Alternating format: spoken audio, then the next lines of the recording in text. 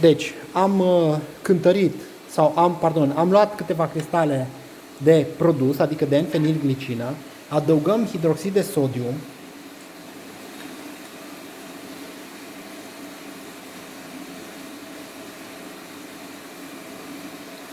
deci am adăugat un exces de hidroxid de sodiu, îl dizolvăm prin agitare și îl încălzim pe baia de apă, sub agitare.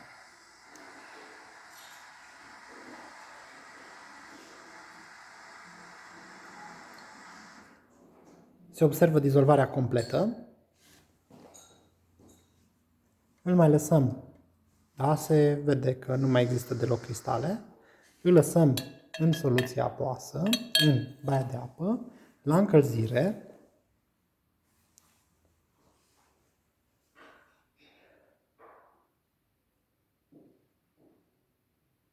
Timp de 2-3 minute, pentru a avea loc reacția de hidroliză. Presupunem că am mai avea halogen acolo.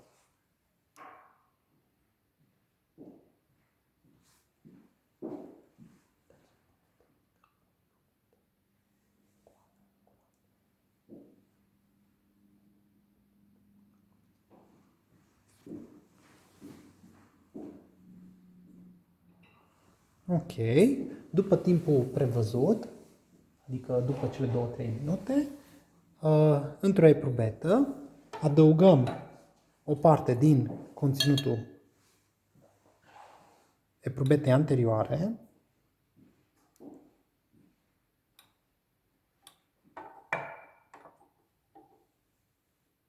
Da? E încă o soluție limpede. O răcim sub jet de apă rece.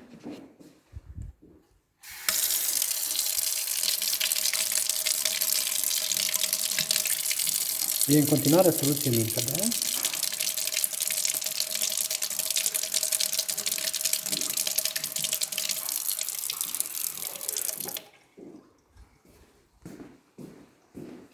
Și adăugăm azotatul de argint.